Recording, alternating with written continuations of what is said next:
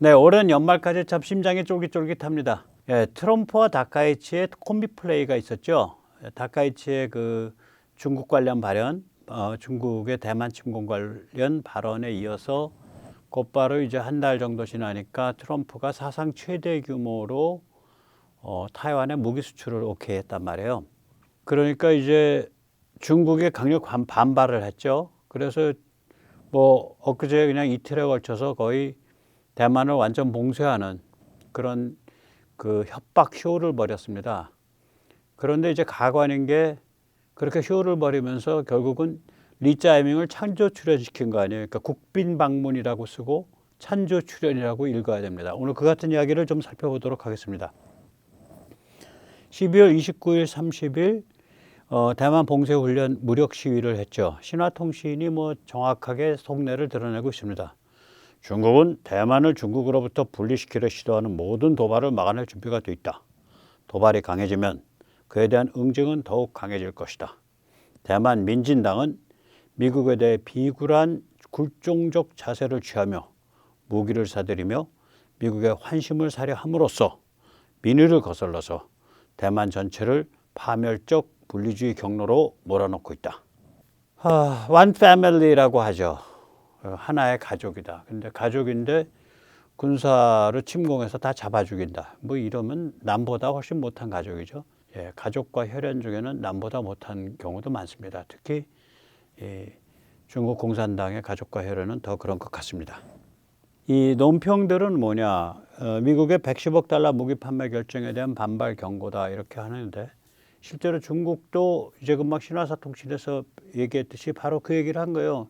야, 너희 지금 뭐 하는 거야? 그런 식으로 무기 사들이고 그 무기를 사들인다라는 얘기가 신화사 통신에서도 바로 이번 훈련과 관련돼 가지고 바로 거론이 되잖아요. 그래서 이제 이 110억 달러 무기에 왜 이렇게 반발하는 거야? 무기 한 번 판 것도 아닌데 이렇게 반발할 만합니다. 일단 사상 최대 규모예요. 이거보다 작은 건 2019년인가 그거 트럼프 1기 때 100억 달러쯤이에요. 요번이 규모는 더 큽니다. 그런데 이제 이 무기의 성격이 굉장히 이제 골지르는 거예요. 예를 들면 뭐 대만은 이미 어떤 그 유의미한 방산, 유의미한 독침을 하기가 굉장히 어려운 그런 그 환경이죠.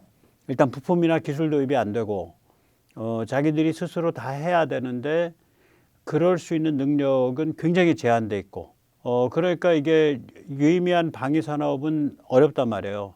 이런 상태에서 대만이 뭐 큰 덩치의 무기를 사들인다, F-16을 사들인다, 물론 중요합니다. 뭐 무의미한 건 아닙니다. 그 다음에 뭐 잠수함을 짓는다, 중요합니다. 아직도 잠수함 제대로 가동 못 하고 있죠. 배를 짓는다. 근데 중요한데 불가능하죠. 잠수함도 사실은 그거 망조가 들리는 거죠. 돈 갖다 버리는 거죠.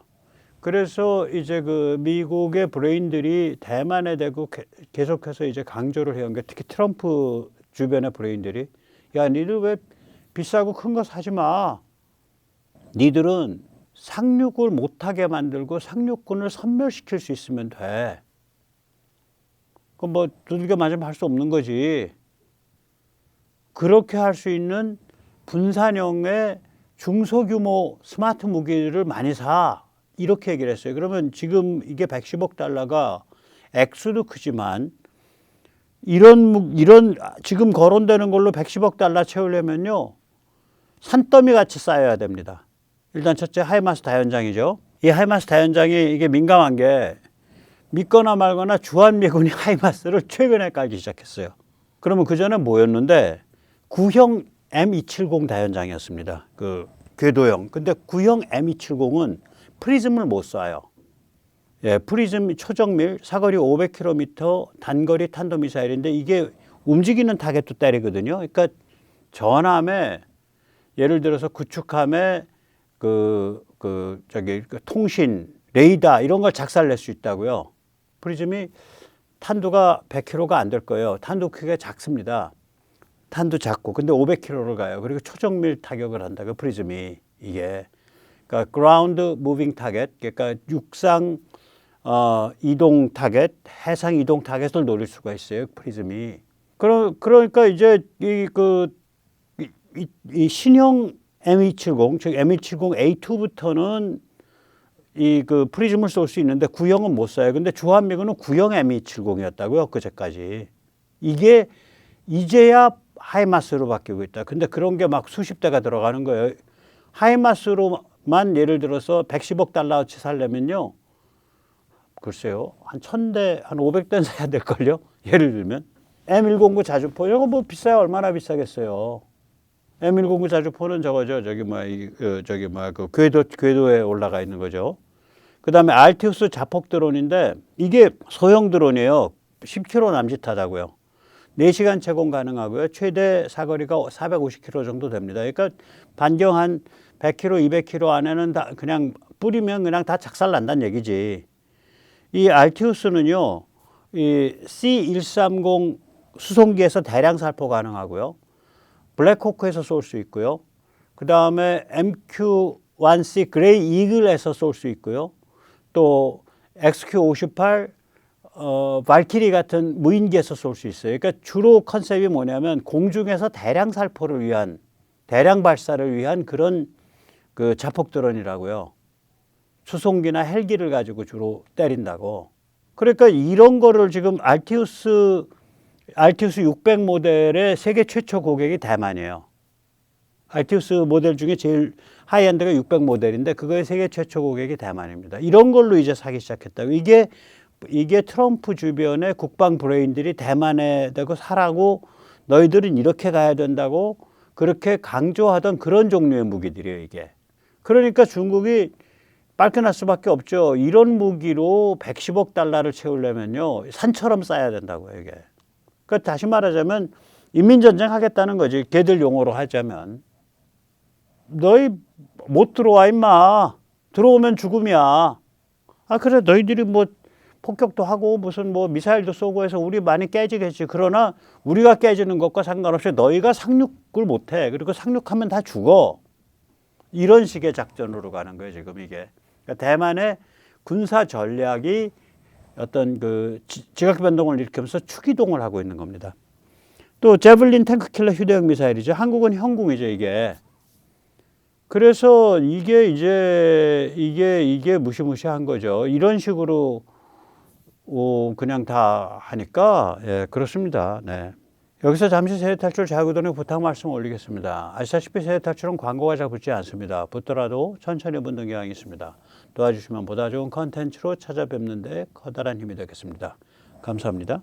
그런데 이 미국의 이런 조치는 결국은 일본 다카이치 발언하고 이게 콤비거든요. 트럼프의 조치는. 저는 뭐 심지어는 미국의 대량 무기 판매 결정을 확정지은 게 다카이치 발언이다 이렇게까지 얘기할 수 있어요.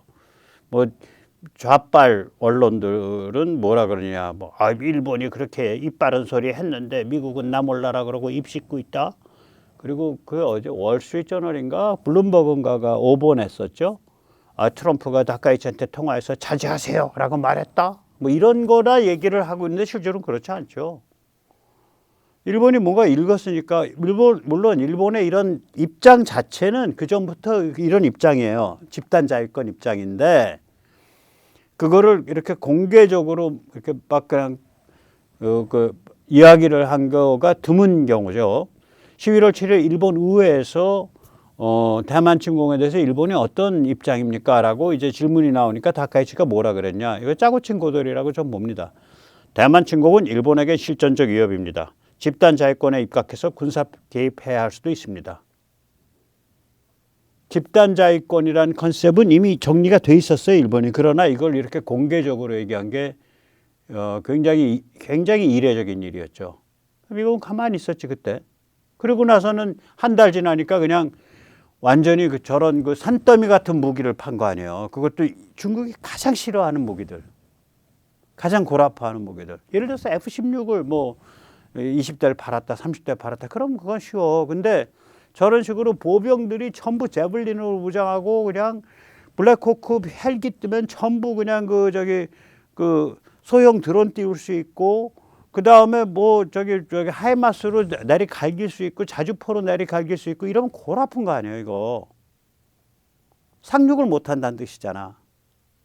그래서 이제 이때 일본 수상이 이런 발언하니까 오사카 주재 중국 영사가 다카이치의 더러운 목을 썰어버리겠다. 준비되어 있겠지? Are you ready? 그렇게 말을 했죠. 네, 각오가 돼 있습니까? 각오가 출레데이루노까? 저는 이제 그 일본 말을 히라카나 가타카나만 읽고 한자는 그냥 한자로 읽어요. 엉터리죠. 예. 준비돼 있겠지? 우리말로 하면 그거죠. 자, 참 이 시진핑을 만날 때 리짜이밍의 눈에서는 꿀이 떨어집니다. 네, 참 두 브로맨스의 관계의 두 이거 늙은 남자들을 늙은 수컷들을 보는 그런 느낌입니다. 예, 중앙에 제목 자체는 제대로 뽑았어요. 내용은 별 볼 일 없는데 이 방중 직전에 대만을 포위했다. 예, 찬조 출연시킨 거죠. 대만 협방 군사 도발에 기쁨조 찬조 출연했습니다. 기쁨조 당선되셨습니다. 리짜이밍님 축하드립니다. 예, 참 가슴이 쫄깃쫄깃한 한 해고요.